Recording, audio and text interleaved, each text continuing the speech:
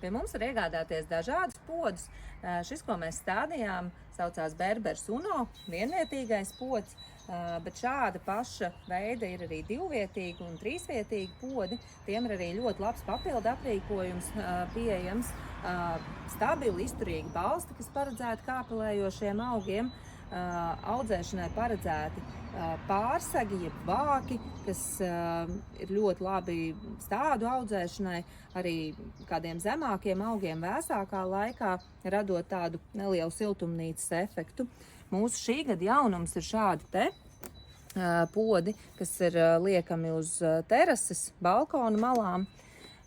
Berbers 55 ir mūsu lielākais pods, tajā ietilps 60 litri substrāts un 20 litri ūdens, un tādā podā var iestādīt noteikti kādu lielu hortenzijas vai rododendru stādu, arī kādu krūmu un pat nelielu koku.